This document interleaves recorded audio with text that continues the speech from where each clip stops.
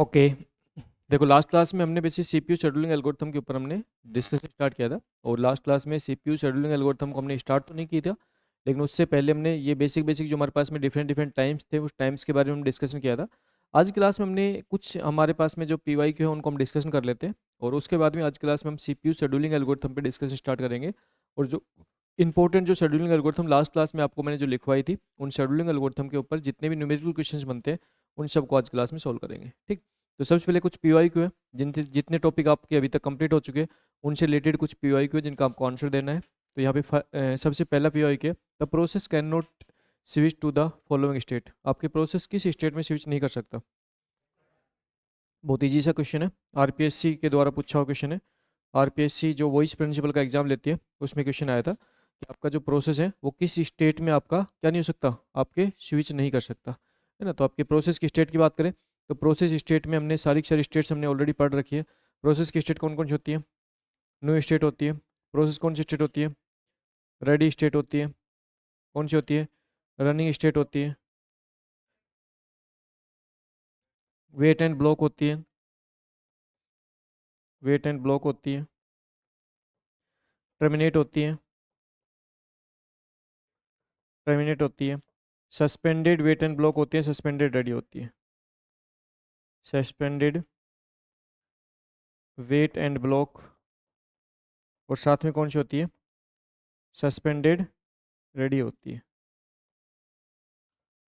Suspended ready होती है। ये सभी स्टेट आपके प्रोसेस की स्टेट होती है, और इन सभी process hmm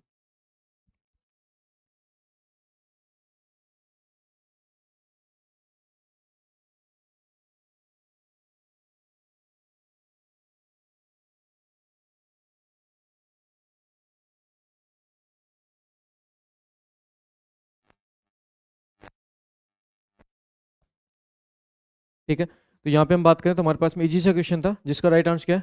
return is the right answer. ठीक है। नेक्स्ट बात करते हैं, नेक्स्ट क्वेश्चन बात करते हैं। इस क्वेश्चन को ध्यानपूर्वक पढ़ना है फिर आंसर देना है। सिंपल क्वेश्चन पढ़ो। Which of the following statement are true about process control block. कल की क्लास में आपको प्रोसेस कंट्रोल ब्लॉक के बारे में बताया था। तो प्रोसेस कंट्रोल ब्लॉक के बारे में आपको यहाँ पे जो स्टेटमेंट है उसमें सही स्टेटमेंट बताना है, कौन सा स्टेटमेंट सही है। पीसीबी के बारे में कौन सा स्टेटमेंट सही है? पहला स्टेट मैंने हिंदी और इंग्लिश दोनों में यहाँ पे वो क्वेश्चन लिए। तो जैसे पीसीबी की बात करें तो PCB content information about the process state such as whether it is running waiting और टर्मिनेट। पीसीबी में प्रोसेस की स्थिति जैसे रनिंग वेटिंग या टर्मिनेट है संबंधित जानकारी होती है।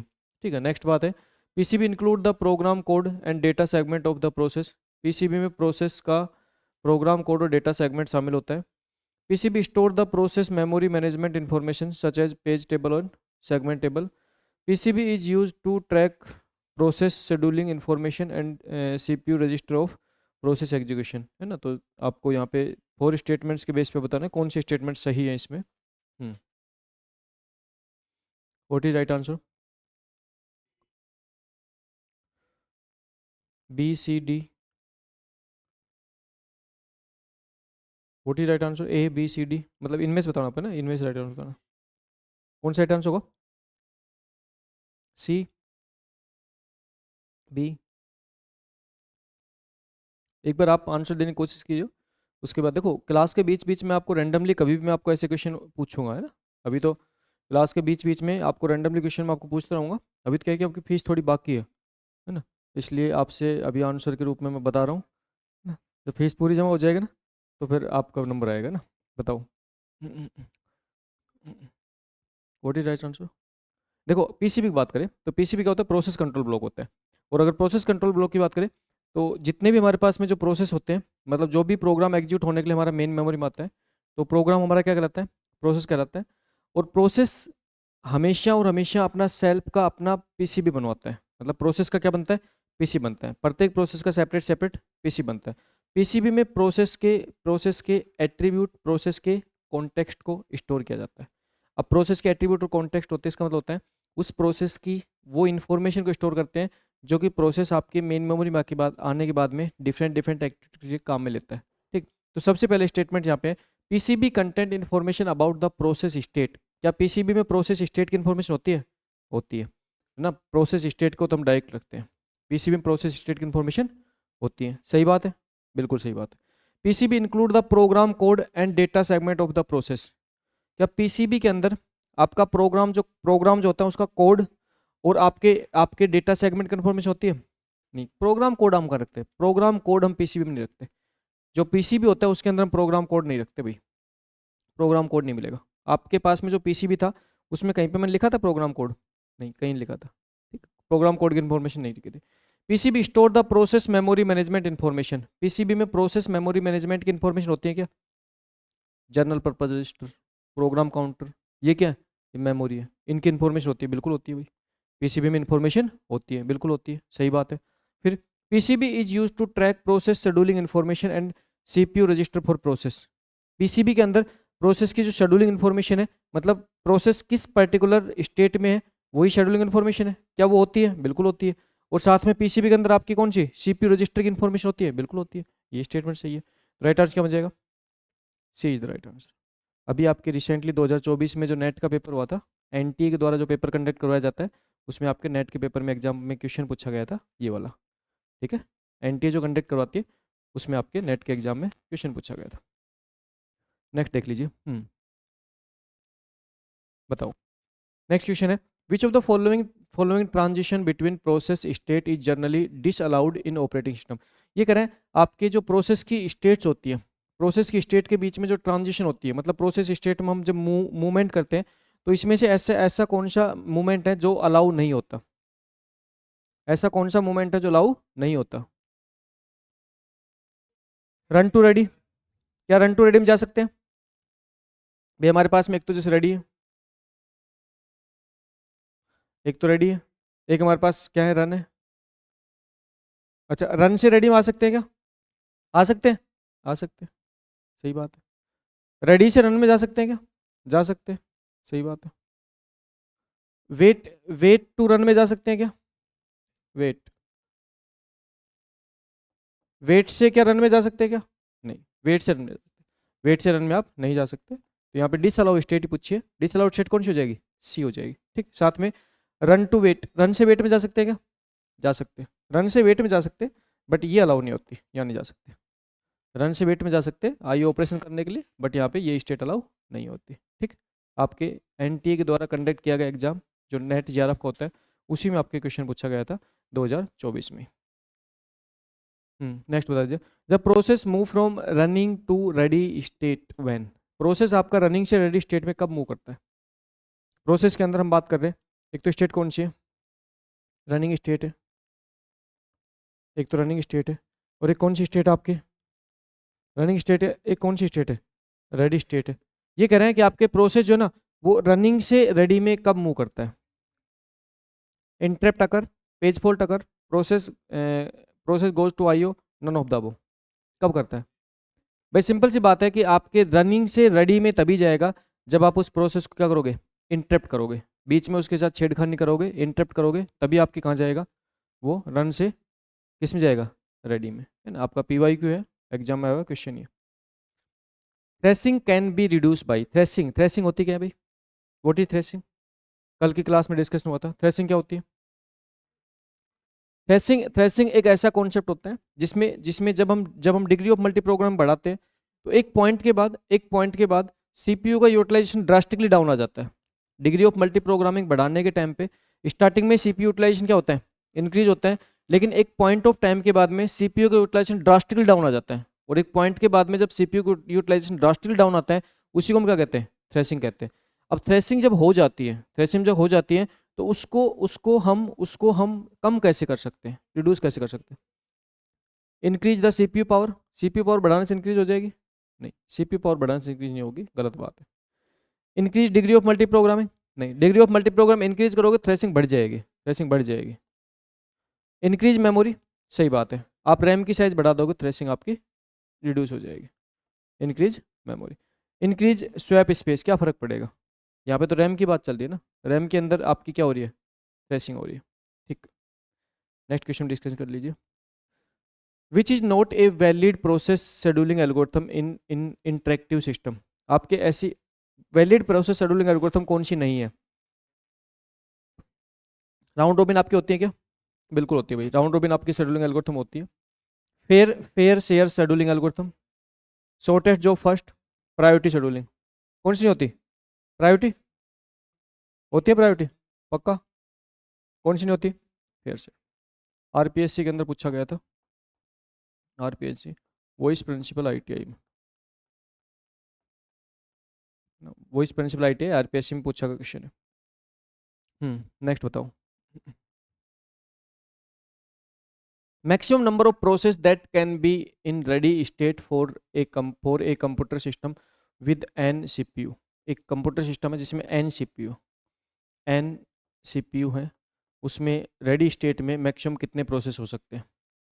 उसमें रेडी स्टेट में मैक्सिमम कितने प्रोसेस हो सकते हैं? देखो कुछ क्वेश्चंस की मैंने हिंदी इसलिए नहीं की, मैंने डायरेक्टली क्या स्क्रीनशॉट लेकर डाल दिया।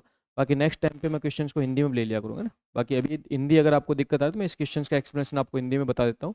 ये पूछना चाह रहा है कि मैक्सिमम प्रोसेस की संख्या रेडी स्टेट में कितनी हो सकती है जब आपके कंप्यूटर में एन सीपीयू लगे हुए हैं। एन सीपीयू लगे हुए हैं तो मैक्सिमम आपके प्रोसेस की संख्या कितनी हो सकती है रेडी स्टेट में?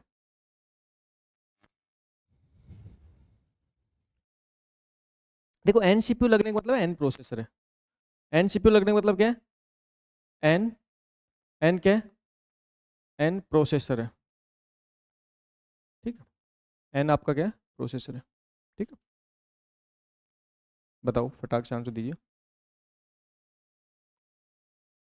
क्या कर रहे हो? Independent of, okay. कितने स्टूडेंट कर रहे हैं? डी। ये तो अच्छे से बताया करो, ऐसे मत बताया करो। ये तो अच्छे से ऐसे बताया करो या नहीं बताया करो ना, बीच मत रहा करो। Okay next. इसके अलावा ये ऑप्शन एन, ओके। इसके अलावा देखो, रेडी स्टेट की बात करें तो रेडी स्टेट में नंबर ऑफ प्रोसेस किस पे डिपेंड करते हैं? किस पे डिपेंड करते हैं? Main memory. प्रोसेस से क्या मतलब उसका? प्रोसेस को लेना देना है क्या? रेडी स्टेट में प्रोसेस की संख्या, प्रोसेसर सीपीयू से कोई लेना देना है क्या? नहीं, कोई लेना देना नहीं है। इंडिपेंडेंट ऑफ एन, कोई फर्क नहीं पड़ता। कोई फर्क नहीं पड़ता आपके सीपीयू कितने हैं, आपके पास में प्रोसेसर कितने हैं, कोई फर्क नहीं पड़ता। इंडिपेंडेंट होती है आपके पास में। आप मल्टीपल प्रोसेस को कहाँ पे रख सकते हो? रेडी स्टेट में रख सकते हो, ठीक है। ध्यान रखना है। हो गए क्वेश्चन सारे, बच गए? चलो ठीक है, और देख लीजिए। Kernel dispatcher keep track of all threads and schedules them in priority order.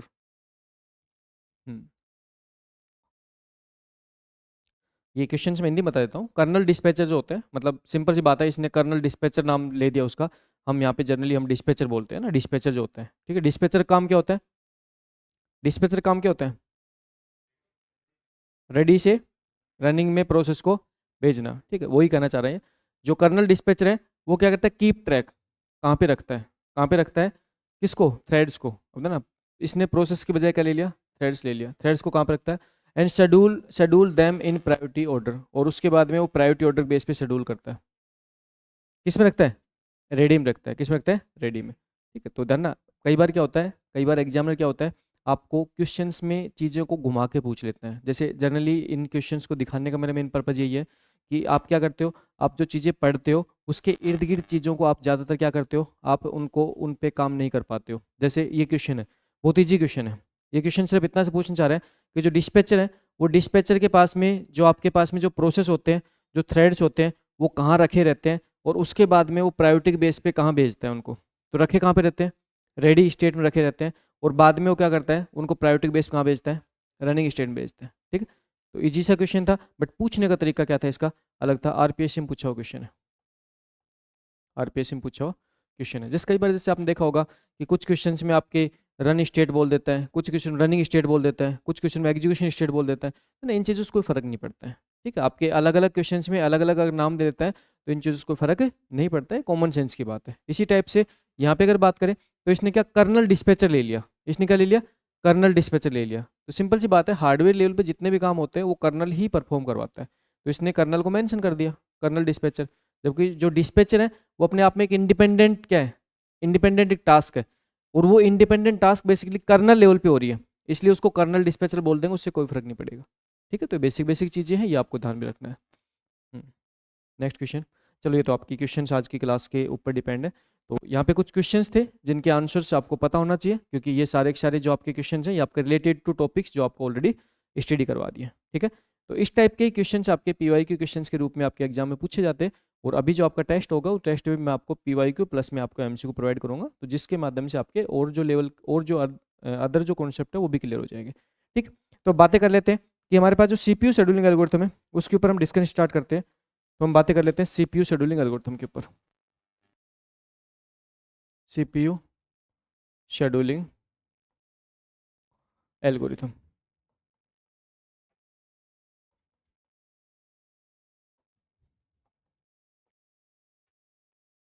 जब सीपीयू शेड्यूलिंग एल्गोरिथम के ऊपर हम डिस्कशन स्टार्ट करते हैं, तो हमारे पास में कल की क्लास में हमने शेड्यूलिंग एल्गोरिथम का जो नाम लिखा था, उनमें हमने सबसे पहले जो हमारी फर्स्ट शेड्यूलिंग एल्गोरिथम है उस पर हम डिस्कशन स्टार्ट करते हैं। और पहली शेड्यूलिंग एल्गोरिथम कौन सी है आपकी? First come first serve. हम बात कर लेते हैं फर्स्ट कम फर्स्ट सर्व, है ना। एक एक क्वेश्चन मैं आपको बहुत प्रॉपर तरीके से समझाऊंगा, उसके बाद में आपको क्वेश्चन की प्रैक्टिस करना है, उसके बेस पे आपके सारे क्वेश्चन सॉल्व हो जाएंगे। फर्स्ट कम फर्स्ट सर्व, है ना। फर्स्ट कम फर्स्ट सर्व है, फर्स्ट कम फर्स्ट शेड्यूल, ठीक। डायरेक्टली हम बात करेंगे न्यूमेरिकल एग्जाम्पल पे, न्यूमेरिकल क्वेश्चंस के थ्रू हम डायरेक्टली इन कॉन्सेप्ट को समझेंगे। और यहाँ पे हमारे पास में जो बेसिकली हमें जो क्वेश्चंस में गिवन होते हैं जो पार्ट, वो मैं आपको बताने वाला हूँ।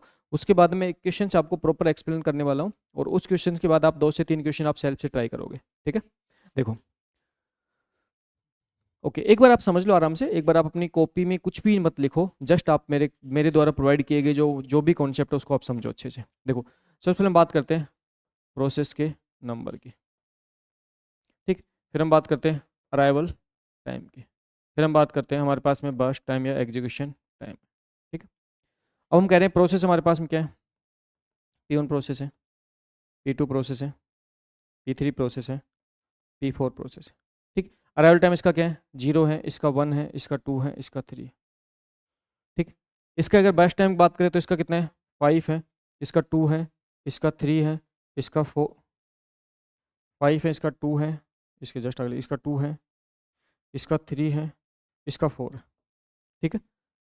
ना ये इनका क्या एग्जीक्यूशन टाइम है। अब देखो, आपको क्वेश्चंस में आपको इसी टाइप से सेम टाइप से आपको क्या मिलेगा? डेटा मिलेगा, जिसमें आपको क्या मिलेगा? प्रोसेस का नंबर मिलेगा, साथ में आपको क्या मिलेगा? उस प्रोसेस का अराइवल टाइम मिलेगा, और क्या मिलेगा आपको? उन प्रोसेस का बर्स्ट टाइम या एग्जीक्यूशन टाइम मिलेगा, ठीक। अब उसके बाद में आपसे क्वेश्चंस के रूप में आपसे क्या क्या क्वेश्चन पूछ सकता है, तो हम यहाँ पे क्या करेंगे? सबसे पहले हम क्या करेंगे? हर टाइप के क्वेश्चंस का सॉल्यूशन हम यहाँ पे एक बार निकाल लेंगे, और उसके बाद में आपको कोई भी पॉइंट्स पे कोई भी क्वेश्चन आपसे पुट हो सकता है। तो यहाँ पे सबसे पहले हम बात करते हैं कि हमें करना क्या है। हमें इस पर्टिकुलर एल्गोरिथम को काम में लेना है, फर्स्ट कम फर्स्ट सर्व को काम में लेना है, और इन इन सभी प्रोसेस को हमें क्या करना है? एग्जीक्यूट करवाना है। किसके पास? सीपीयू के पास, ठीक। अब देखो, जब हम प्रोसेस को सीपीयू के पास एग्जीक्यूट करवाने की बात करते हैं, तो सीपीयू हमेशा और हमेशा, देखो पॉइंट ध्यान रखना, सीपीयू हमेशा और हमेशा टाइम 0 पर रेडी हो जाता है प्रोसेस को एग्जीक्यूट करवाने के लिए। अच्छा पॉइंट है, सीपीयू हमेशा और हमेशा टाइम 0 पर रेडी हो जाता है प्रोसेस को एग्जीक्यूट करवाने के लिए, ठीक। इसका मतलब है कि यहाँ पे हम एक टाइम की बात करेंगे, और उसमें हम सीपीयू के टाइम की बात करेंगे। यहाँ पे हम टाइम की बात करेंगे, सीपीयू टाइम बात करेंगे, और टाइम 0 पे एग्जैक्टली सीपीयू क्या है? रेडी है। टाइम 0 पे सीपीयू रेडी है प्रोसेस को एग्जीक्यूट करवाने के लिए। वो वेट कर रहे हैं कि मेरे पास प्रोसेस आए और मैं एग्जीक्यूशन स्टार्ट करूं। अब देखो, यहाँ पे अगर हम अराइवल टाइम की बात करें, तो अराइवल टाइम कौन सा टाइम है भाई? अराइवल टाइम वह टाइम है जिसमें प्रोसेस किस स्टेट में आ चुका है? रेडी स्टेट में आ चुका है। अराइवल टाइम मतलब होता है, अराइवल टाइम वह टाइम होता है जिसमें प्रोसेस आपके रेडी स्टेट में या रेडी क्यू में पहुंच चुका है, ठीक बात है। सबसे पहले प्रोसेस कौन सा आया? P1 प्रोसेस आया टाइम 0 पे, तो ना एल्गोरिथम भी यही कहती है कि जो प्रोसेस सबसे पहले आता है उस प्रोसेस को सबसे पहले क्या कर दो? शेड्यूल कर दो। मतलब सबसे पहले कहाँ भेज दो? उसको रनिंग स्टेट में भेज दो। तो सबसे पहले हमारे पास प्रोसेस आया P1, और प्रोसेस P1 को हमने कहाँ भेज दिया? किसके पास भेज दिया? रनिंग स्टेट में भेज दिया। अब जब प्रोसेस P1 को हम रनिंग स्टेट में भेजेंगे, तो प्रोसेस एक बार में कंप्लीट अपना एग्जीक्यूशन कंप्लीट करेगा। क्यों? क्योंकि जो फर्स्ट कम फर्स्ट सर्व है, इसमें नॉन प्रिम्प्टिव मोड में क्या होता है? एग्जीक्यूशन होता है। हम प्रिम्प्ट नहीं करेंगे। एक बार हमने किसके पास भेज दिया? रनिंग स्टेट में भेज दिया, तो जितना टाइम इसको अपना एग्जीक्यूशन में चाहिए, ये अपना पूरा टाइम क्या करेगा? एग्जीक्यूशन में लेके कंप्लीट करके आएगा, ठीक। तो हमने कहा कि 0 से लेके 5 तक प्रोसेस P1 क्या हो गया? कंप्लीट हो गया। इस प्रोसेस को हमने क्या कर दिया? कंप्लीट कर दिया। अब देखो उसके बाद में जब सीपीयू का टाइम 5 है तो उस टाइम पे सेकंड नंबर पे जो प्रोसेस आया वो कौन सा आया? P2। P2 process second number पे आया। P2 प्रोसेस सेकंड नंबर पे आया। तो सेकंड नंबर पे आया तो इसको सेकंड में नंबर क्या करेंगे? शेड्यूल करेंगे। कितना टाइम चाहिए इसको एग्जीक्यूट होने के लिए? 2 यूनिट चाहिए। तो अभी सीपीयू 5 पे है तो कब तक एग्जीक्यूट करेगा? 7 तक। कंप्लीट एग्जीक्यूशन हो गया। ठीक। तीसरा प्रोसेस कौन सा है? P3 है। तीसरा प्रोसेस कौन सा है? P3। P3 प्रोसेस है। P3 प्रोसेस है। कितने पे आया? टाइम 2 पे आया। देखो सबसे पहले टाइम 0 पे ये, टाइम 1 पे ये, टाइम 2 पे ये। जैसे ऐसे मान लो बैंक में 10 बजे ये बंदा आता है, इस बंदे का काम हो जाता है सबसे पहले। जो ऐसे है ना बैंक में जो सबसे पहले आएगा उसका काम सबसे पहले कर दो, इसको बोलते हैं फर्स्ट कम फर्स्ट सर्व। ये एग्जैक्टली 10 बजे आया बैंक में, इसका काम सबसे पहले कर दिया। ये 10 बज के 1 मिनट पे आया, इसका काम उसके बाद कर दिया। ये 10 बज के 2 मिनट पे आया, इसका काम उसके बाद कर दिया। ये 10 बज के 3 मिनट पे आया, इसका काम उसके बाद कर दिया। इसी को बोलते हैं फर्स्ट कम फर्स्ट सर्व। जो सबसे पहले आएगा उसका काम सबसे पहले कर दो। ठीक है। अच्छा अब यहाँ पे 7 पे हमारा सीपीयू मौजूद है, इसको 3 यूनिट चाहिए, तो कब तक कंप्लीट हो जाएगा इसका काम? 10 तक। कब तक कंप्लीट हो जाएगा? 10 तक। उसके बाद में नेक्स्ट प्रोसेस कौन सा है? P4। नेक्स्ट प्रोसेस कौन सा है? P4। अब देखो जो P4 प्रोसेस है ये कब आया? 3 पे आया। अब यहाँ पे सीपीयू कहाँ पे? 10 पे। इसको एग्जीक्यूट करवाने के लिए कितने यूनिट चाहिए? 4 यूनिट। कब तक कंप्लीट करेगा? 14। इसको हम ऐसे समझ सकते हैं, जैसे मान के चलो कि यहाँ पे हमारे पास में एक बैंक सिस्टम है, उस बैंक सिस्टम में ये कस्टमर की अराइवल टाइम है। पहला कस्टमर एग्जैक्टली 10 बजे आता है, अगला कस्टमर 10 बज के 1 मिनट पे आता है, अगला कस्टमर 10 बज के 2 मिनट पे आता है, अगला कस्टमर 10 बज के 3 मिनट पे आता है। और हम यहाँ पे कस्टमर का काम कैसे करेंगे? जो कस्टमर सबसे पहले आएगा उसका काम सबसे पहले करके देंगे। अब एग्जैक्टली 10 बजे पहला कस्टमर आया, तो जैसे पहला कस्टमर एग्जैक्ट 10 बजे आता है, बैंक का जो कर्मचारी है उसने उसका काम करना स्टार्ट कर दिया। और बैंक का कर्मचारी ने जब उसका काम करना स्टार्ट कर दिया तो उसको काम करने में कितने मिनट लग गए? 5 मिनट लग गए। 10 बज के 5 मिनट तक वो उसका काम कर रहा है। अब 10 बज के 5 मिनट तक जो काम कर रहे हैं तो उस टाइम पे दूसरे कस्टमर आपके बैंक में आ चुके हैं, दूसरे कस्टमर बैंक में आ चुके हैं, तो कोई दिक्कत नहीं है, क्या करेंगे? वेट करेंगे। उसके बाद में जो दूसरा कस्टमर है, उस दूसरे कस्टमर का नंबर कब आया? 10 बज के 5 मिनट पे, जब पहला कस्टमर का काम कंप्लीट हो गया। फिर 10 बज के 5 मिनट पे दूसरे कस्टमर का काम करना स्टार्ट किया, 10 बज के 7 मिनट तक उसका काम किया। 10 बज के 7 मिनट पे कर्मचारी वापस से फ्री हुआ, तब उसने क्या किया? तीसरे कस्टमर को अटेंड किया। 10 बज के 10 मिनट तक उसका काम किया। और 10 बज के 10 मिनट पे जब कर्मचारी फ्री हुआ तो उसने क्या किया? चौथे कस्टमर का काम स्टार्ट किया। और कब तक किया? 10 बज के 14 मिनट तक। अब यहाँ पे हम बात करेंगे कि हमारे पास में नेक्स्ट जो टाइम होता है कौन सा होता है? Completion time. नेक्स्ट टाइम कौन सा होता है? Completion time. अब कंप्लीशन टाइम की बात करेंगे तो सबसे पहले जो P1 है, इस P1 का कंप्लीशन टाइम कितना है भाई? 5। P2 कंप्लीशन टाइम कितना है? 7। P3 कंप्लीशन टाइम कितना है? 10। और P4 कंप्लीशन टाइम कितना है? 14। ये तो हो गया इसका कंप्लीशन टाइम। फिर हम बात करेंगे टर्न अराउंड टाइम। किसकी बात करेंगे? Turn around time. Turn around time क्या होता है भाई? CT माइनस 80 अराइवल टाइम था ना। Turn around time, turn around time, completion time minus arrival time, completion time minus arrival time. Completion time कितना है इसका पहले का? 5। अराइवल टाइम कितना है? 0। टर्न आउट टाइम कितना हो गया? 5। कंप्लीशन टाइम कितना है? 7। अराइवल टाइम कितना है? 1। टर्न आउट कितना हो गया? 6। कंप्लीशन टाइम कितना है?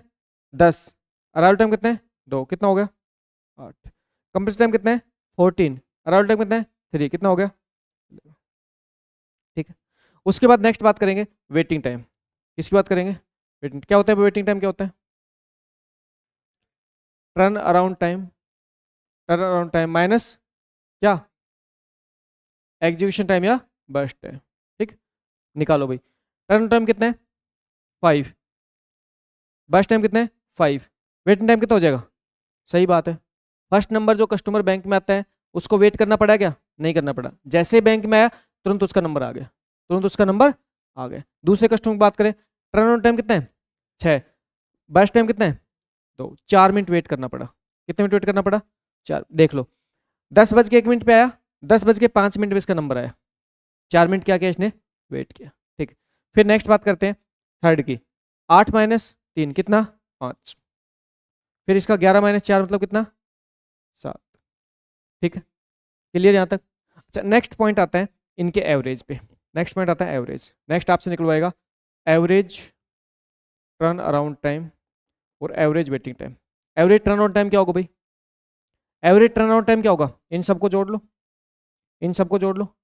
11 और 8, 19 और 6, 25 और 5, 30। 30 को डिवाइड किससे कर दोगे? किससे कर दोगे? 4 से। कितना आ जाएगा? 6, सॉरी 7 देखो 4 डिवाइड करो 28 है ना, 7.5। ठीक है।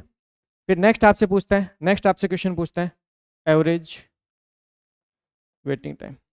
एवरेज वेटिंग टाइम कितना होगा भाई? देखो 5 और 4 9, 9 और 7 16, 16 divide by 4, average waiting time कितना हो जाएगा?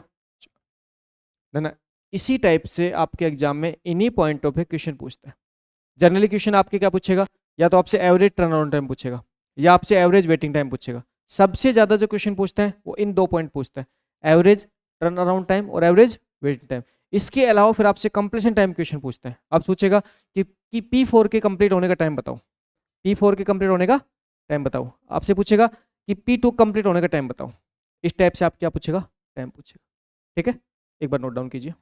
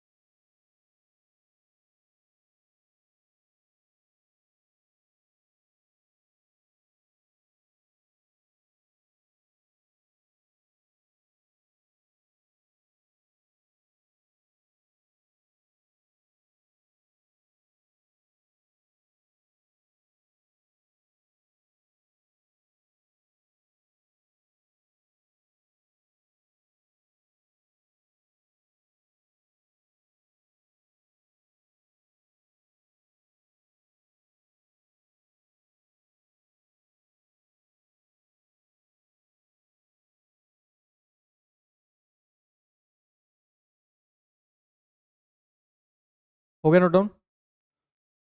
थोड़ा फास्ट नोट डाउन करो, फिर क्वेश्चन सोल्व करते हैं।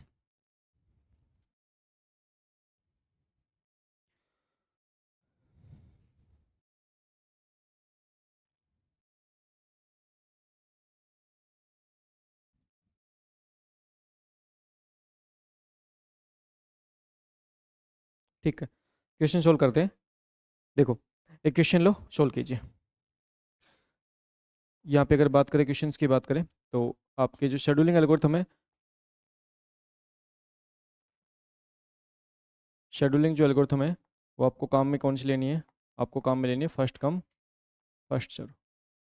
ठीक है, फर्स्ट कम फर्स्ट सर्व आपको काम में लेनी है। और आपको क्या निकालना है? आपको निकालना है average, average turn around time and average waiting time.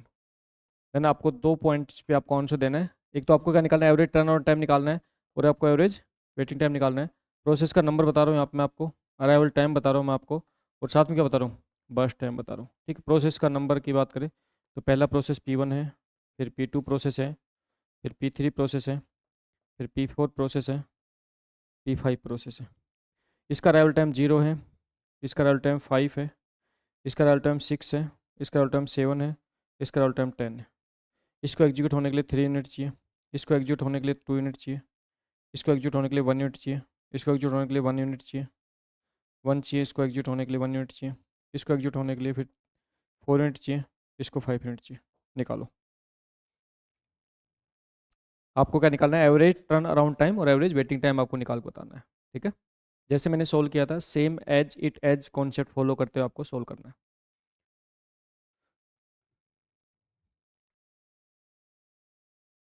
जितनी भी शेड्यूलिंग एल्गोरिथम है इसमें सब में आपको सेल्फ प्रैक्टिस करनी है। जब आप सेल्फ प्रैक्टिस करोगे तो ऑटोमेटिकली आपके सारे सारे जो आपके डाउट्स हैं वो क्लियर हो जाएंगे।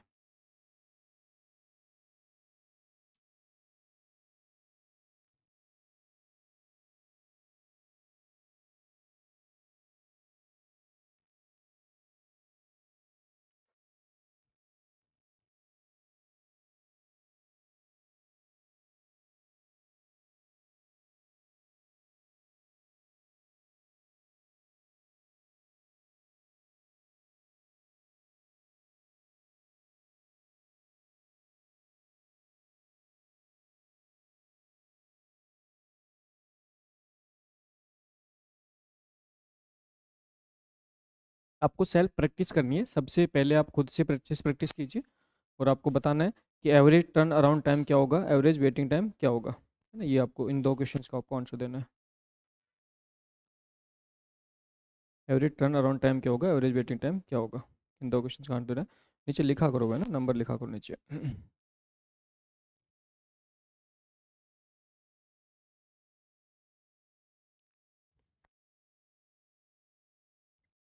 एवरेज टर्न अराउंड टाइम और एवरेज वेटिंग टाइम आपको दो चीज़ निकाल के बतानी है।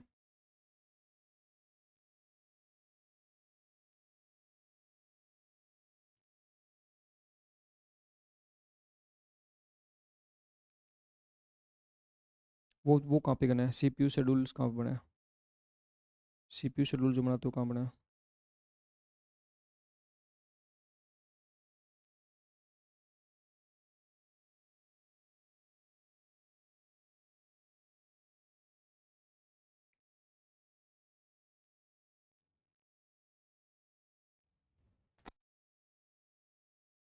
हो गया सोल्व? कितना है टाइम, कितना है? एवरेज टर्न अराउंड टाइम कितना है? 2.3.8 और वेटिंग 0.8।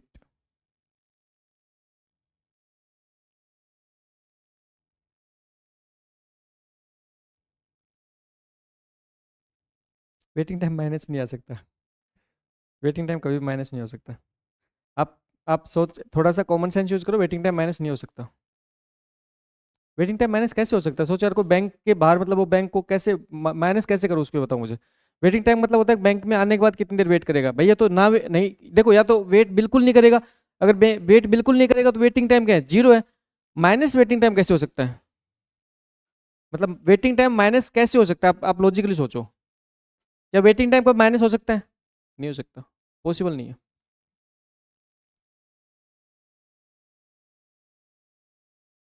देखो, थोड़ा सा कॉमन सेंस आपको यूज करना है यहाँ पे। थोड़ा सा कॉमन सेंस क्या यूज करना है कि भाई सिंपल सी बात है कि कोई पर्टिकुलर कस्टमर बैंक में आता है। जैसे मान चलो 10 बजे बैंक ओपन हुआ, एक थोड़ा सा मैं आपको हिंट देता हूँ कि मान के चलो 10 बजे बैंक ओपन हुआ। 10 बजे बैंक ओपन होते ही पहला कस्टमर बैंक में आ गया, और पहले कस्टमर को जो काम करवाना था वो काम पहले कस्टमर का कर दिया गया, और उसको काम करवाने में कितना टाइम लगा? 3 मिनट का टाइम लगा। और पहले कस्टमर काम 10 बज के 3 मिनट क्या होगा? फ्री हो गया। अब 10 बज के 3 मिनट पे जब पहले कस्टमर काम फ्री हो गया तो बैंक में कोई कस्टमर है ही नहीं, बैंक में कोई कस्टमर है ही नहीं। अगला कस्टमर कब आता है? 10 बज के 5 मिनट पे आता है। तो 10 बज के 3 मिनट से 10 बज के 5 मिनट बीच क्या किया जाएगा? वेट किया जाएगा। भाई सिंपल सी बात है, आइडियल टाइम। भाई कर्मचारी आराम से बैठ के चाय पी लेंगे, और भी कुछ करना होगा और कुछ कर लेंगे, जबरदस्ती थोड़ी कस्टमर पकड़ ले आएंगे। अब मैक्सिमम स्टूडेंट क्या कर रहे हैं कि 10 बज के 3 मिनट पे कस्टमर बैंक में है ही नहीं, और जबरदस्ती बाहर से वो है ना, बाहर से दरवाजे से बाहर से खींच के लेके आ रहे, आ जाओ अंदर आओ आपका काम करेंगे। अरे 10 बज के 3 मिनट पे भाई कोई कस्टमर नहीं है बैंक में। यहाँ पे जो कॉन्सेप्ट है उस कॉन्सेप्ट को थोड़ा सा फॉलो करो कि यहाँ पे मैं क्या कह रहा हूँ कि भाई हमारे पास में सीपीयू जब एग्जीक्यूशन स्टार्ट करता है वो कहाँ से स्टार्ट करता है, जीरो से स्टार्ट करता है, टाइम जीरो पे स्टार्ट करते हैं। अब टाइम जीरो पे जब सीपीयू ने एग्जीक्यूशन स्टार्ट किया तो सबसे पहला जो कस्टमर था, सबसे पहला जो प्रोसेस है कौन सा, P1 प्रोसेस है। वो P1 प्रोसेस आपके टाइम जीरो पे आ चुका है, P1 प्रोसेस टाइम जीरो पे आ चुका है। तो P1 प्रोसेस जब टाइम जीरो पे आ चुका है तो उसका एग्जीक्यूशन कंप्लीट करवा दो। एग्जीक्यूशन कंप्लीट कहाँ तक हो गया, 3 यूनिट तक हो गया। अब टाइम थ्री पे आगे कोई भी प्रोसेस या बैंक की बात करें तो कोई भी कस्टमर बैंक में है ही नहीं। भाई मान के चलो 10 बजे पहला कस्टमर बैंक में आया, उसका काम कंप्लीट हो गया। अब उसके बाद कोई भी कस्टमर बैंक में नहीं है तो क्या करें, कोई दिक्कत नहीं, कर्मचारी फ्री बैठ जाएंगे। क्या होगा भाई, जो कर्मचारी वो फ्री बैठ जाएंगे। तो 10 बज के 5 मिनट तक कर्मचारी फ्री बैठे गए। और अगला जो कस्टमर आया वो कितने पाए, 10 बज के 5 मिनट पे, कौन, P2। अब P2 काम कर दो, और P2 काम करने में कितना टाइम लगेगा, 2 यूनिट। तो 10 बज के 7 मिनट पे इसका काम हो गया। क्या 10 बज के 7 मिनट पे कस्टमर आ गए, दो आ गए भाई, एक 6 पे आया था, एक 7 पे आया था। तो जो 6 पे आया उसका काम पहले करो, 6 पे आया उसका काम क्या करो, पहले करो। कितना टाइम लगेगा इसको, एक मिनट का टाइम लगेगा। इसका काम 8 पे कंप्लीट हो जाएगा। फिर किस पे आया, 7 पे, ये कौन आया, P4 आया। P4 आया, कितना टाइम लगेगा, 4 यूनिट। कहाँ तक कंप्लीट होगा, 12 तक कंप्लीट होगा। फिर कौन आया, P5 आया। फिर कौन आया, P5 आया। कब तक कंप्लीट करेगा, 5 यूनिट, 12 और 5 17। तो P5 का जो कंप्लीट टाइम वो कितना है, 17। P5 कंप्लीट टाइम कितना है, 17। ठीक, अब देख लीजिए कंप्लीशन टाइम, देख लीजिए यहाँ पे कंप्लीशन टाइम देख लीजिए। कंप्लीशन टाइम सबसे पहले P1 कितना है, 3। P2 कितना है, 7। P3 कितना है, 8। P4 कितना है, 12। और P5 कितना है, 7। टर्न अराउंड टाइम निकालो। टर्न अराउंड टाइम क्या होगा, completion time minus arrival time. तो कंप्लीशन टाइम कितना है, 3। अराइवल टाइम कितना है, 0। Completion time minus arrival time कितना है, 2। Completion time minus arrival time कितना है, 2। Completion time minus arrival time कितना है, 5। Completion time minus arrival time कितना है, 7। वेटिंग टाइम निकालो, वेटिंग टाइम निकालो। वेटिंग टाइम कितना है, देखो टर्न अराउंड टाइम कितना है, वेटिंग टाइम क्या होता है, turn around time minus best time. तो 3 - 3 कितना हो जाएगा, 0। भाई पहला कस्टमर 10 बजे बैंक में आया और 10 बजे बैंक में आता है, उसका काम हो गया। वेट करना पड़ा उसको, नहीं करना पड़ा। दूसरा कस्टमर 10 बज के 5 मिनट बैंक में आया और एग्जैक्टली 10 बज के 5 मिनट पे उसका काम स्टार्ट हो गया, है ना। दूसरे का P2 प्रोसेस का वेटिंग टाइम निकालने के लिए हम क्या करेंगे, टर्न आउट टाइम माइनस बस टाइम, 2 - 2 मतलब कितना हो जाएगा, 0। दूसरे कस्टमर को बिल्कुल वेट नहीं करना पड़ा। तीसरे को 1 मिनट का वेट करना पड़ा। चौथे को 1 मिनट का वेट करना पड़ा। और पांचवे को 2 मिनट का वेट करना पड़ा। सही बात है, ठीक। एवरेज निकाल लीजिए, इनका एवरेज निकाल लीजिए। एवरेज टर्न अराउंड टाइम कितना हो जाएगा, देखो यहाँ बताओ, एवरेज बताओ यहाँ पे। 7 और 5 12 और 2 14 और 2 16 और 3 19। 19 डिवाइड बाई 5 कितना हो जाएगा, 3.8। एवरेज वेटिंग टाइम निकालो, कितना हो जाएगा, देखो 2 3 4 4 4 4 डिवाइड 5 कितना हो जाएगा, 0.8। सही बात है, ठीक है, नोट डाउन कर लीजिए। नीचे वाला ये वापस बताऊँ, एक बार रुक जाओ, नोट डाउन कर लो, बता देता हूँ। देखो सबसे पहले इसको बैंक के एग्जांपल समझ लेते हैं, फिर प्रोसेस के सहायता से देखो। सबसे पहले पहला पहला जो बैंक का कस्टमर है वो एग्जैक्टली 10 बजे बैंक में आ गया, एग्जैक्टली 10 बजे बैंक में आ गया, है ना। मैं इसको टाइम को ऐसे लिख देता हूँ कि ये जो कस्टमर है ये 10 बजे बैंक में आता है, ये कस्टमर 10 बज के 5 मिनट बैंक में आता है, ये कस्टमर 10 बज के 6 मिनट बैंक में आता है, ये कस्टमर 10 बज के 7 मिनट बैंक में आता है, और ये कस्टमर 10 बज के 10 मिनट बैंक में आता है। ठीक है, पहला जो कस्टमर है वो एग्जैक्टली 10 बजे बैंक में आ गया और 10 बजे बैंक रेडी है, बैंक के कर्मचारी रेडी है काम करने के लिए। जैसे कस्टमर बैंक में आया तुरंत उसका काम स्टार्ट कर दिया गया। तो पहला कस्टमर का काम करने में कितना टाइम चाहिए, 3 मिनट चाहिए। 10 बज के 3 मिनट पे कस्टमर का काम कंप्लीट हो गया, वो कस्टमर बैंक से बाहर चला गया। अब उसके बाद में अगला जो कस्टमर है वो बैंक में 10 बज के 5 मिनट पे आता है। बैंक के कर्मचारी 10 बज के 3 मिनट पे फ्री हो चुके हैं। बैंक के कर्मचारी 10 बज के 3 मिनट से 10 बज के 5 मिनट के बीच में क्या रहेंगे, फ्री रहेंगे, क्योंकि कोई काम है ही नहीं। और कस्टमर नहीं है तो कोई काम नहीं है, तो वो काम नहीं करेंगे तो क्या रहेंगे, आइडल। इसको बोलते हैं आइडल टाइम। ये होता है आइडल, IDLE, आइडल। ठीक है। फिर अगला जो कस्टमर है 10 बज के 5 मिनट पे आता है।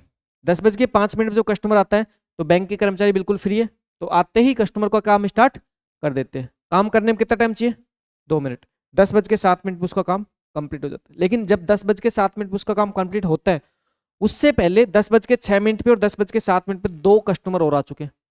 अब जो कस्टमर पहले आया उसका काम पहले करना है। तो 10 बज के 6 मिनट पे कौन आया, ये कस्टमर P3। P3 काम स्टार्ट किया। कितना कितना टाइम चाहिए, 1 मिनट चाहिए। 1 मिनट में इसका काम कंप्लीट होगा, 10 बज के 8 मिनट हो गए। अब 7 पे एक कस्टमर हमारे पास आ चुका, उसका काम भी कर दो भाई। उसका काम करने में कितना टाइम लगा, 4 मिनट। कितना टाइम लगा, 4 मिनट। कब फ्री हो गए, 12। एक 10 बज के 10 मिनट पे एक नया कस्टमर भी आ गया था, उसका काम कर दो। कब तक, 17 तक। बस ये काम करना होता है।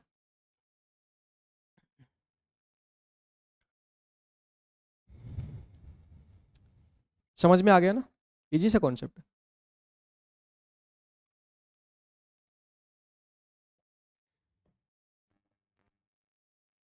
चलो एक क्वेश्चन सोल्व कर लेते हैं, एग्जाम में आया हुआ क्वेश्चन। आपके फर्स्ट कम फर्स्ट सर्व पे ना।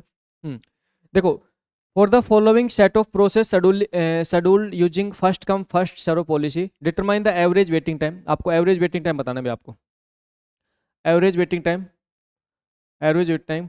Assume that process arrive in the order, process arrive in the order P1 P2 P3 P4। ये कह रहे हैं कि प्रोसेस आपके देखो ये कह रहे हैं सबसे पहले प्रोसेस कौन सा आया, P1 आया।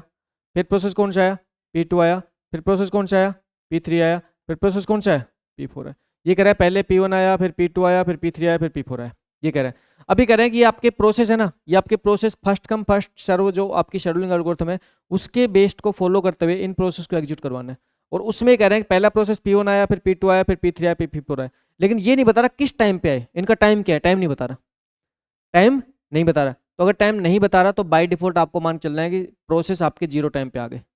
और जीरो टाइम पे उनके आने का जो सीक्वेंस है वो P1 P2 P3 P4 है। ठीक है, नोट डाउन, सोल्व करो। दिख रहा है ना, क्वेश्चन दिख रहा है ना ये। P1 P2 इसका बस टाइम 8 है, इसका 15 है, इसका 10 है, इसका 7 है।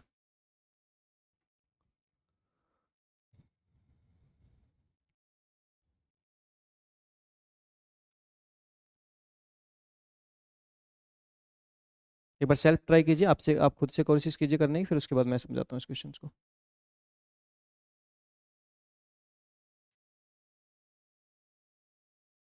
एक बार मैं इस टेबल को, अगर आपको दिक्कत आ रही है तो मैं आपको इस टेबल को बना देता हूँ। ये टेबल मैं आपको यहाँ बना देता हूँ। प्रोसेस यहाँ पे लिख रखे हैं, प्रोसेस क्या लिख रखे हैं, P1, प्रोसेस लिख रहे हैं P2, प्रोसेस लिख रहे हैं P3 P4। ठीक, और साथ में क्या दे रखा है, साथ में दे रखा है इसका BT दे रखा है 8 यूनिट, 15 यूनिट,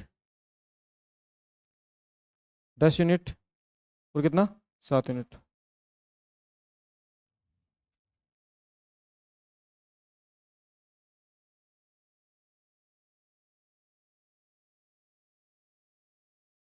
ठीक है, ये इनका अराइवल ऑर्डर है। ये इनका क्या, अराइवल ऑर्डर है। ये इनका अराइवल ऑर्डर है, अराइवल ऑर्डर इनका ना। और निकालना क्या है, निकालना है एवरेज वेटिंग टाइम। आपको क्वेश्चंस में निकालना क्या है, आपको निकालना है एवरेज वेटिंग टाइम, आपको फाइंड आउट करना है। कितना, 8, क्या 7.75 आ रहा है, देख लेते हैं।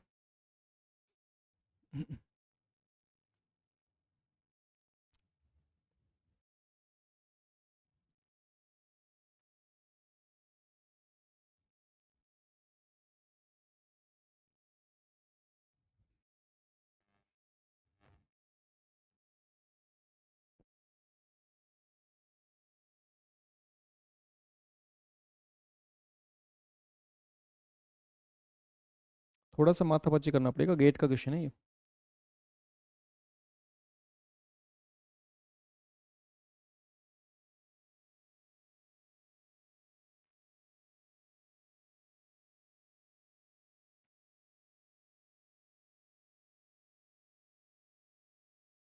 हम्म, कितना एवरेज वेटिंग टाइम निकालना है आपको, एवरेज इतने बताना है। देखो, सबसे पहले हम बात करें तो हमारे पास में हम बात करते हैं टाइम जीरो पे, सबसे पहले प्रोसेस P1 की बात करते हैं। पहले प्रोसेस P1 आया, प्रोसेस P1 को कंप्लीट होने में कितना यूनिट चाहिए, 8। ठीक है, फिर हमारे पास कौन आया, प्रोसेस P2 आया, प्रोसेस P2 आया, प्रोसेस P2 कंप्लीट होने में कितना टाइम चाहिए, 15। तो 8 से स्टार्ट करेगा, 15 यूनिट चाहिए, 8 और 5 8 और 15 23। ठीक, फिर प्रोसेस P3 आया, प्रोसेस P3 आया, और P3 को आपको स्टार्ट कहाँ से करना है, 23 से, 10 यूनिट चाहिए, कितना तक चलेगा, 33 तक चलेगा। फिर कौन सा आया, P4 आया, P4 आया, P4 आया, कहाँ तक चलेगा, 33 और 7 40 तक, 40 तक। कंप्लीशन टाइम निकाल लीजिए, कंप्लीशन टाइम। ठीक है, कंप्लीशन टाइम कितना है, इसका कितना है, 8 है, इसका कितना है, 23 है, इसका कितना है, 33 है, इसका कितना है, 40। उसके बाद निकालिए टर्न अराउंड टाइम। मतलब टर्न अराउंड टाइम एक बार तो आप स्टार्टिंग में किससे निकालोगे, जीरो मान को निकालोगे, एक बार तो जीरो मान तो निकालोगे, फिर 0 1 2 3 4 मान लेना, एक बार स्टार्टिंग में जीरो मान लेना, जीरो मान तो निकालना। ठीक, कितना आ जाएगा, देखो टर्न आउट टाइम कितना, complete time minus arrival time कितना, सेम ले लो, सेम ले लो, सेम आ जाएगा। ठीक है, अच्छा उसके बाद निकालो waiting time, turn out time minus burst time, तो देखो ये कितना हो जाएगा, 0, ये कितना हो जाएगा, 8, ये कितना हो जाएगा, 23, और ये कितना हो जाएगा, 33। एवरेज, एवरेज की बात कर लो, देखो कितना हो जाएगा, 60, 64, 64, ये 64 हो रहा है ना, एवरेज की बात करो, 64 को किससे डिवाइड करोगे, कितना आ जाएगा, कितना आ जाएगा, 16, 16 इज द राइट आंसर। ये आप अलग अलग क्यों निकाल रहे हो, कोई 5.75 अलग अलग क्यों आ रहा है सबका,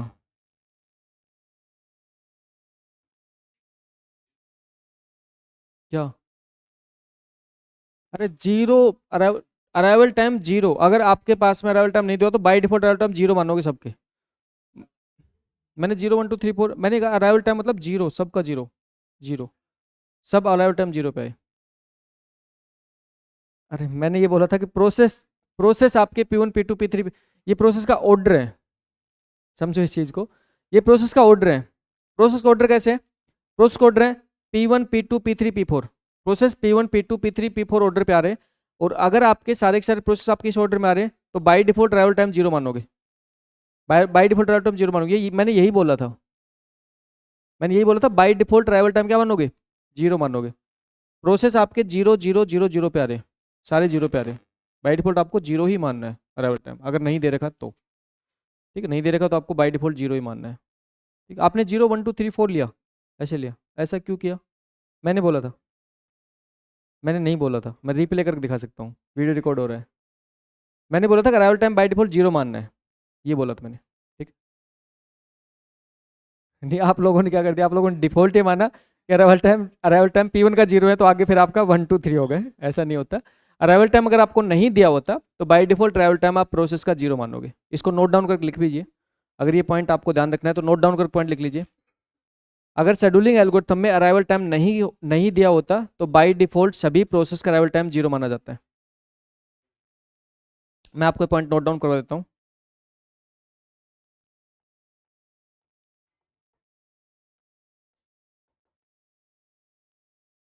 जब शेड्यूलिंग एल्गोरिथम में, जब शेड्यूलिंग एल्गोरिथम में प्रोसेस का अराइवल टाइम, प्रोसेस का अराइवल टाइम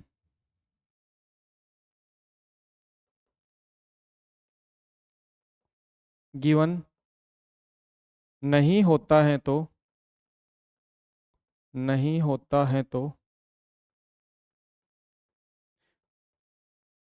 सभी प्रोसेस का अराइवल टाइम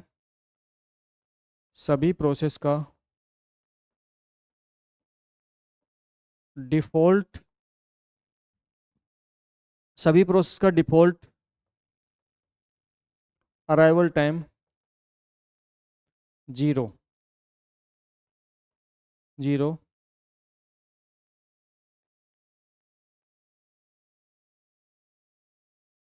0 माना जाता है।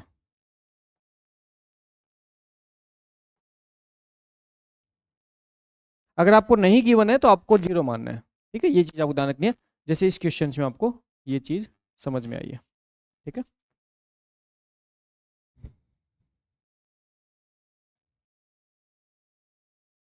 ठीक है। अब देखो, नेक्स्ट एक क्वेश्चन सोल्व करते हैं, और नेक्स्ट क्वेश्चन आपको सोल्व करना है। यहाँ पे सेम कहानी है आपके पास में, सेम कॉन्सेप्ट है, और सेम कॉन्सेप्ट में शेड्यूलिंग एल्गोरिथम मैं आपको लिख देता हूँ। यहाँ पे क्या है, शेड्यूलिंग एल्गोरिथम है,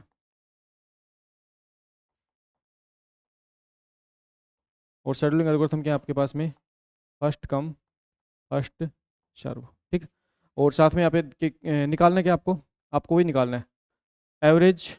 इस बार आप एवरेज वेटिंग टाइम निकालो, है ना, आपको एक चीज़ निकालनी है, एवरेज वेटिंग टाइम। ठीक है, एवरेज वेटिंग टाइम निकालना है। मैं यहाँ पे कह रहा हूँ आपको प्रोसेस के नंबर है, प्रोसेस नंबर आपके पास में जैसे P1 है, P2 है, P3 है, P4 है, और यहाँ पे अराइवल टाइम है। अराइवल टाइम मान चलो यहाँ पे क्या है, 0 है, 1 है, 2 है, 3 है। फिर यहाँ पे क्या है, यहाँ पे बर्स्ट टाइम है, और इसका बर्स्ट टाइम कितना है, इसका है 2, इसका है 3, इसका है 4, और इसका है 15। ठीक, अच्छा, सेम क्वेश्चंस को मैं रिपीट कर रहा हूँ, और सेम क्वेश्चंस में आपको क्या करना है, आपको यहाँ पे अराइवल टाइम चेंज कर देना, सॉरी यहाँ पे बर्स्ट टाइम चेंज कर देना। इसका कितना करना है, 15 करना है,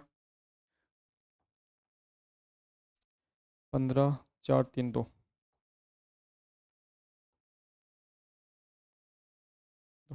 सबसे पहले कौन सा क्वेश्चन सोल्व करोगे, सबसे पहले ये क्वेश्चन सोल्व करोगे, ये क्वेश्चन सोल्व करो,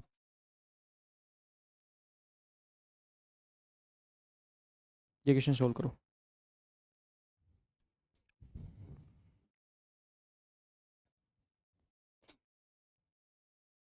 आपको एवरेज एवरेज वेटिंग टाइम निकालना है। ठीक है, आपके एल्गोरिथम है वो फर्स्ट कम फर्स्ट सर्व है, एवरेज वेटिंग टाइम आपको निकालना है।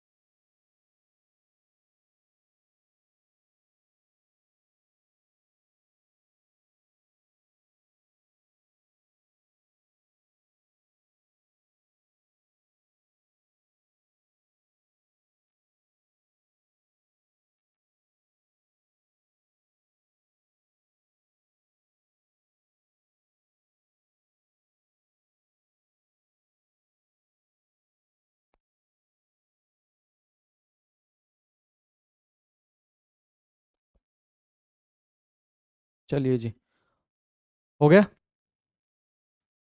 ठीक है, देखो इस क्वेश्चन की बात करें तो यहाँ पे हमारे पास में सेम वही कहानी है। सबसे पहले हम बात करते हैं किसकी, CPU क्यू की बात करते हैं।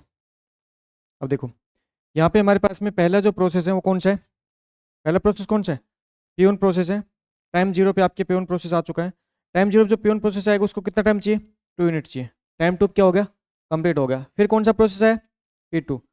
P2 प्रोसेस आपका आ चुका है टाइम 1 पे, इसको कितने यूनिट चाहिए, 3 यूनिट चाहिए, कब कंप्लीट होगा, 5 पे। फिर कौन सा प्रोसेस है, P3, कौन सा है, P3, ठीक है, P3 प्रोसेस है। P3 प्रोसेस को कितने यूनिट चाहिए, 4 यूनिट चाहिए, कब कंप्लीट होगा, 9 पे।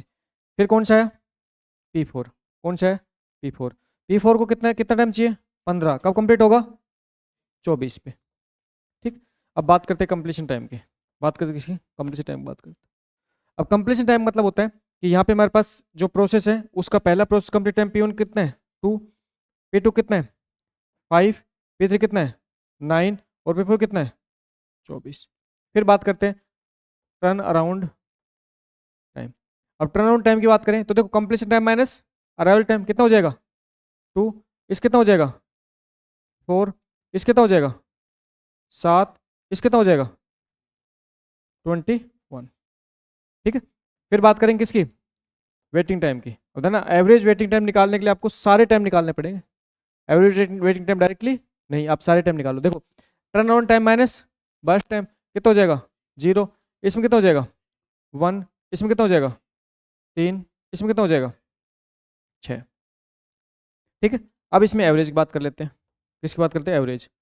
देखो एवरेज जो वेटिंग टाइम है, एवरेज जो वेटिंग टाइम है उसको निकालने के लिए हम क्या करेंगे, इस टाइम को हम क्या कर देंगे, जोड़ देंगे। 6 और 3 9 और 1 10, ठीक। तो हम 10 को डिवाइड किससे करेंगे, 4 से, कितना हो जाएगा, 2.5, 2.5 इसका एवरेज वेटिंग टाइम है, 2.5 इसका एवरेज वेटिंग टाइम है, हाँ जी, ठीक है।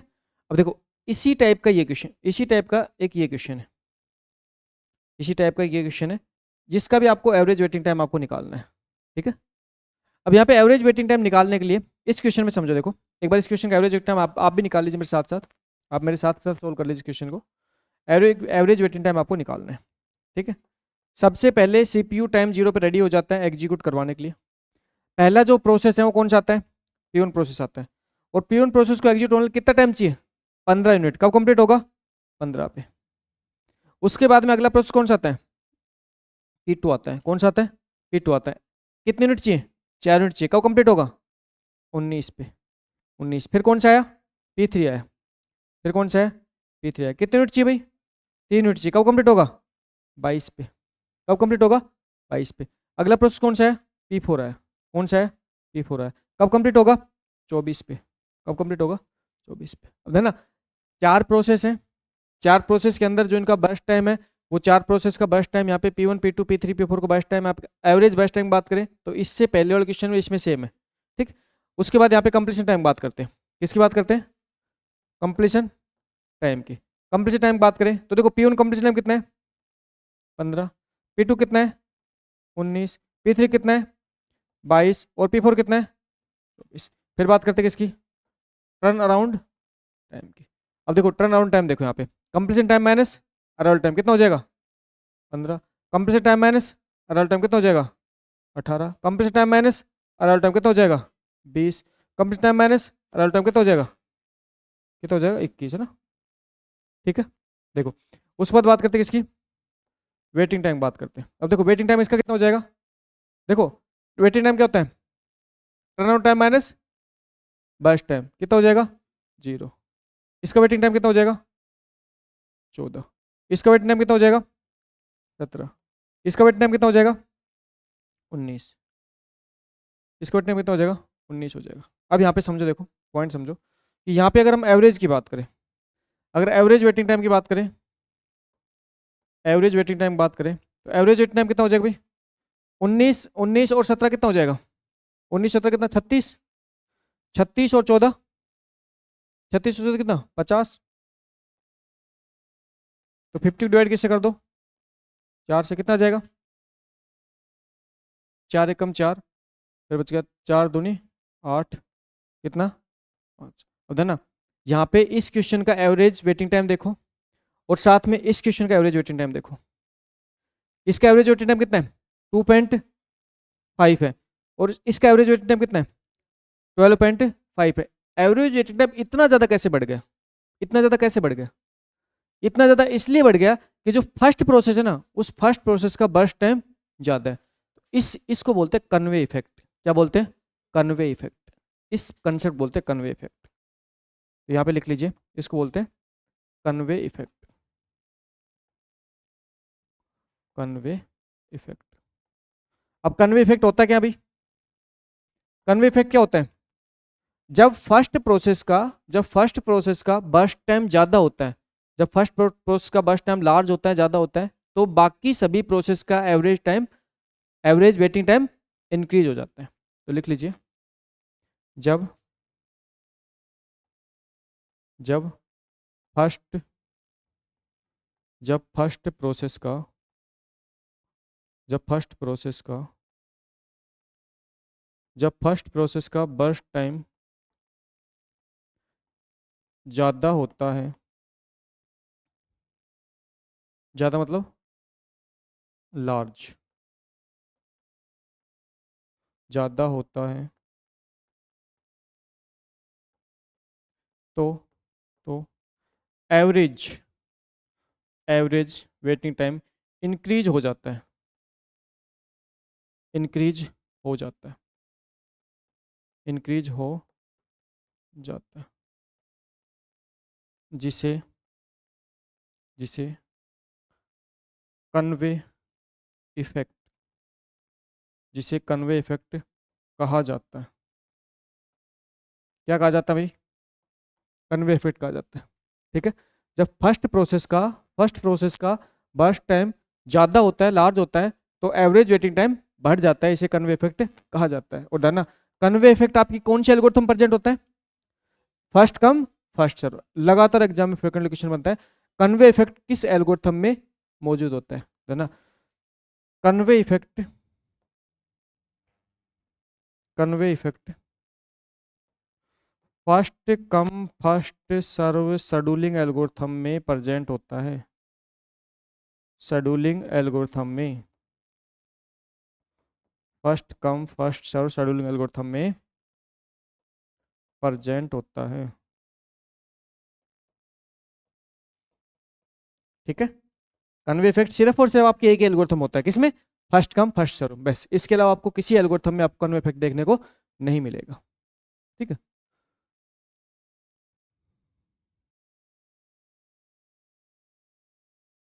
हम्म। देखो, जब स्टार्टिंग के अंदर फर्स्ट प्रोसेस का बर्स्ट टाइम ज्यादा होता है कंपेरिजन टू अदर प्रोसेस, जब फर्स्ट प्रोसेस का burst time comparison to other process ज्यादा होता है, तो उस टाइम पे आपके कन्वे इफेक्ट हो जाता है, जिससे आपका एवरेज वेटिंग टाइम बढ़ जाता है। ठीक है, एवरेज वेटिंग टाइम बढ़ जाता है, या हम ये कह सकते हैं स्टार्टिंग प्रोसेस है ना, फर्स्ट के अलावा जो सेकंड का भी अगर होगा तो भी आपका कन्वे इफेक्ट आ सकता है। तो स्टार्टिंग प्रोसेस है ना, स्टार्टिंग प्रोसेस का अगर आपका वेटिंग टाइम, अगर आपका बर्स्ट टाइम ज्यादा होता है, तो उसको हम क्या बोलते हैं? Convoy effect. यहाँ पे एक आपका क्वेश्चन है, आरपीएससी मायो क्वेश्चन है, आरपीएससी मायो क्वेश्चन है, इसका आंसर दीजिए। आरपीएससी मायो क्वेश्चन है कन्वे इफेक्ट पे, लेटेस्ट क्वेश्चन आया था, ऑप्शन 5 भी था ना, question not attempted. What is the convoy effect in CPU scheduling? CPU scheduling में कन्वे इफेक्ट क्या होता है? A situation where multiple process arrival at the CPU at the same time. एक ऐसी सिचुएशन जिसमें बहुत सारे प्रोसेस सीपीयू में एक समय पे आ जाते हैं। A condition where all IO bound process are executed before CPU bound process. एक ऐसी कंडीशन जिसमें सारे आईओ बाउंड प्रोसेस को पहले एग्जीक्यूट किया जाता है, सीपीयू बाउंड प्रोसेस को बाद में एग्जीक्यूट किया जाता है। A scenario in which one long CPU bound process delay many short IO bound process reducing overall system utilisation. A technique use to prioritise process with the shortest burst time. बताओ भाई, what is right answer? Third number. तो धरना इसका right answer बनेगा option third. अब आप कहोगे चलिए डायरेक्टली क्वेश्चन नहीं है भाई, डायरेक्टली नहीं है, एग्जाम्पल में या फिर जब भी आपका कोई क्वेश्चन बनता है तो धरना उस टाइम पे आपको नॉलेज होनी चाहिए कि what is convey effect, convoy effect क्या होता है, इस चीज के बारे में पता होना चाहिए। अब इसने ऑप्शन में क्या दे दिया? ऑप्शन दे दिया ए सिनेरियो, एक ऐसा scenario in which one long CPU bound process. एक ऐसा सिनेरियो जिसमें एक सीपीयू बाउंड प्रोसेस है, मतलब जिसका बर्स्ट टाइम ज्यादा है। ठीक है, ऐसा प्रोसेस जिसका बर्स्ट टाइम ज्यादा है, उस प्रोसेस की वजह से delay many shorter IO bound, जिसमें बाकी जो शॉर्टर आईओ बाउंड प्रोसेस हैं वो डिले हो जाते हैं, जिसके कारण वह रिड्यूसिंग ओवरऑल सिस्टम यूटिलाइज, जिसके कारण सिस्टम यूटिलाइजेशन क्या हो जाता है? रिड्यूस होता है। सही बात है, बाकी प्रोसेस क्या करेंगे? वेट ज्यादा समय तक करेंगे, तो ओवरऑल सिस्टम यूटिलाइजेशन क्या होगा? रिड्यूस हो जाएगा। इसको क्या बोलते हैं? Convoy effect. ना, एग्जाम में जो क्वेश्चन बनता है ना, वो आपके इस टाइप क्वेश्चन बनता है। तो सीधी सी बात यह है कि आपको उस पर्टिकुलर टॉपिक की नॉलेज होनी चाहिए। अब मान के चलो आपने कन्वे इफेक्ट रट के बैठ गया तो फिर आंसर नहीं दे पाओगे। कन्वे इफेक्ट रटने से कोई मतलब नहीं है, कन्वे इफेक्ट होता क्या है उसका रीजन पता होना चाहिए। अगर आपको रीजन पता है ना तो आप आंसर आसानी से दे पाओगे, और रट के बैठ गए तो आंसर नहीं दे पाओगे। इसी टाइप से आपको हर एक कॉन्सेप्ट को सिर्फ और सिर्फ सीखने पे ध्यान देना है, रटने पे ध्यान नहीं देना। रटने के लिए बहुत सारी बुक होती है मार्केट में, लेकिन उन बुक्स में सिर्फ रटा जाता है चीज़ें। और एक बार अगर सीख ली तो फिर क्वेश्चंस की लैंग्वेज है ना, उसमें आप आंसर देने में आप आसानी से आंसर दे पाओगे। जैसे इस क्वेश्चन की लैंग्वेज में आपने आसानी से आंसर दे दिया, right answer third. Next class में हम नेक्स्ट कॉन्सेप्ट पे नेक्स्ट क्वेश्चन बात करेंगे, अगले शेड्यूलिंग एल्गोरिथम बात करेंगे नेक्स्ट क्लास में। Okay, thank you, take care.